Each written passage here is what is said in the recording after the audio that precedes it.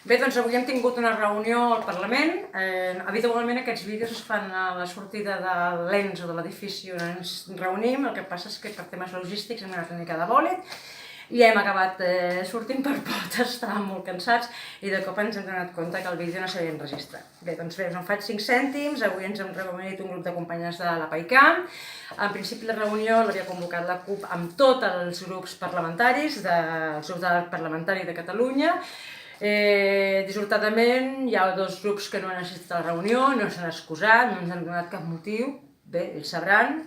Només hem tingut contacte, o per sort hem tingut contacte, amb una representant de Junts per Catalunya, un representant d'Esquerra Republicana, una representant d'en Comú Podem, un representant de la CUP i han vingut 2 representants dels Ciutadans. La reunió, en definitiva, és una reunió per exposar-los a quin punt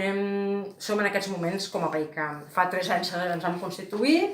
i en 3 anys nosaltres hem pencat moltíssim, ens hem deixat de pell, som malaltes, som gent que ens costa el doble la lluita i el doble sortir al carrer, però hem continuat mantenint la nostra lluita i picant pedra allà on ha fet falta. El que passa és que les institucions no han estat en l'alçada, en absolut, no han complert amb les perspectives de millores que s'havien sempre deixat a sobre de les taules de negociació i per tant contentes podríem dir que no n'estem. I això els hem anat a explicar. També els hem explicat que és una circumstància que el Parlament de Catalunya en 3 anys ha canviat moltíssimes vegades de representants per la situació que sigui, per les circumstàncies que siguin. Això ha comportat que no ha hagut un bon traspàs d'informació i tota la gent que teníem en aquella taula de treball, doncs pràcticament entre 1 o 2 sí que estaven més o menys al dia del que era i passava a la PAICAM, la resta estaven molt a les passaroles o amb molta ignorància sobre el que érem i què fèiem.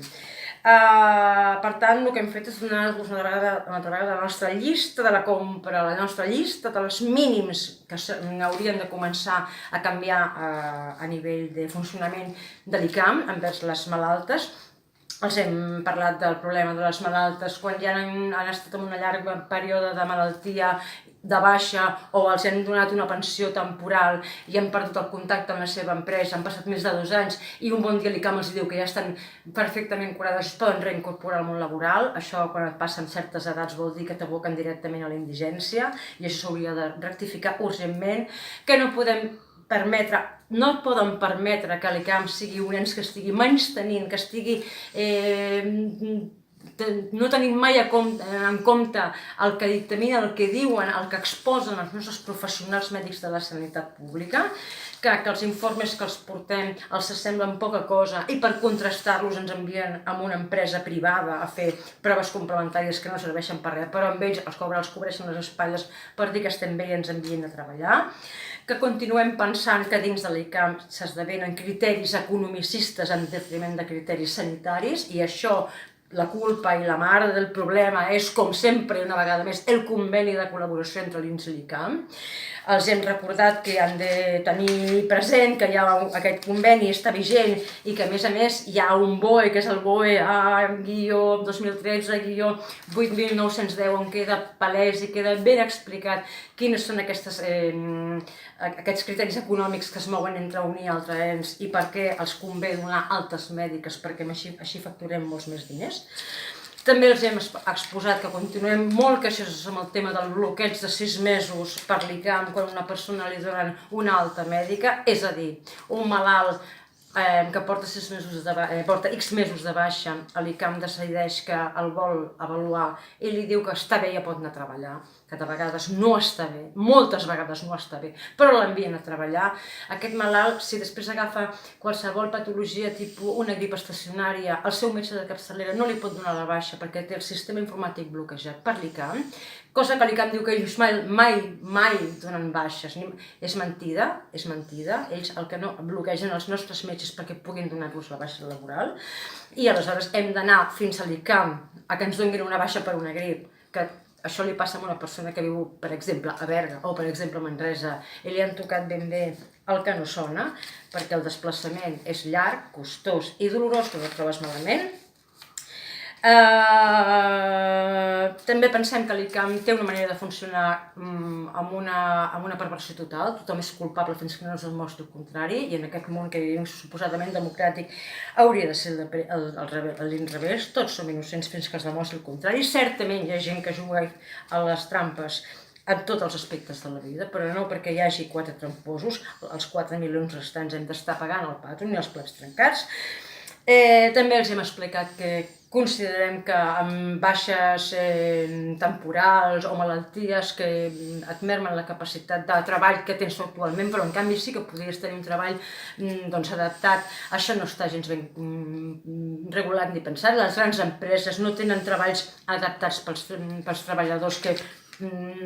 poden estar actius en la vida laboral però no poden estar fent el que feien. Les petites empreses o ja molt petites empreses no tenen capacitat de solucionar-ho i tampoc reben ajuts exterior, que és un altre tema que s'hauria de regular. També els hem dit que estem molt contents que ja no tinguem a la representant de l'ICAM, la senyora Neus Rams, amb qui haver-nos de comunicar, perquè és una persona que considerem que no ha complert en absolut els seus objectius, si més no els marcats amb nosaltres, que és una persona que ens ha traït, va signar un conveni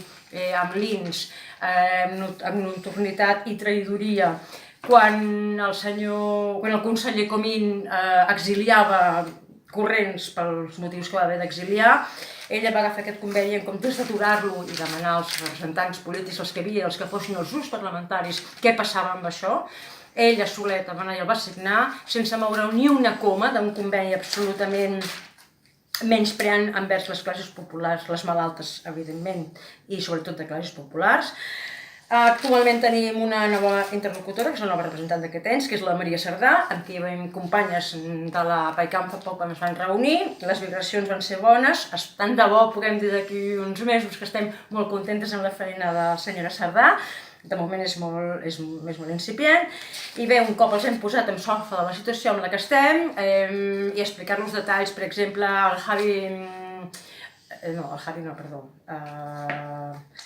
ha sigut. El Javi els ha explicat el seu cas particular, però no per explicar-ho a nivell de ben que parlar del meu cas, sinó com a nivell d'exemple d'una persona que va rebre una incapacitat total, que no l'absoluta, quina perversitat aquestes incapacitats totals que al final et fan anar a treballar patint i cobrant menys, i és tot un sistema que està totalment mal organitzat, que l'únic que pretén és poder-se ells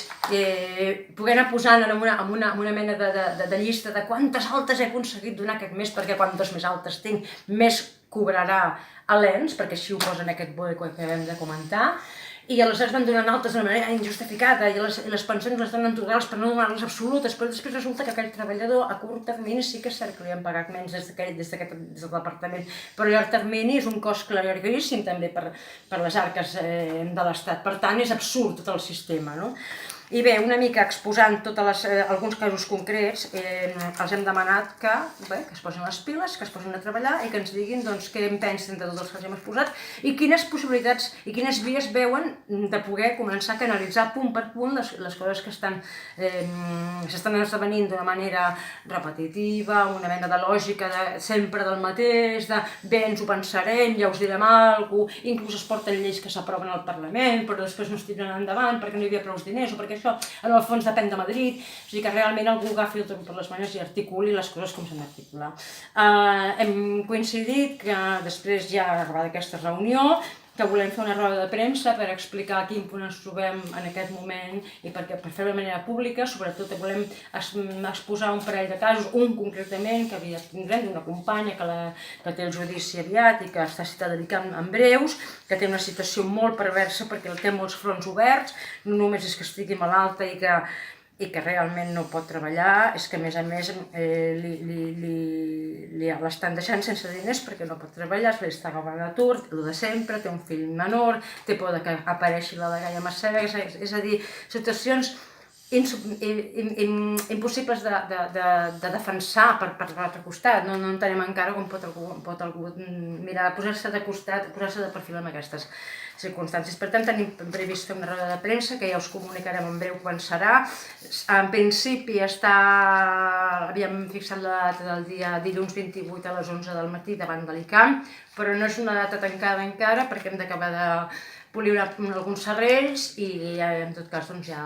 això ja us ho direm amb informacions properes, ja us ho direm per canals més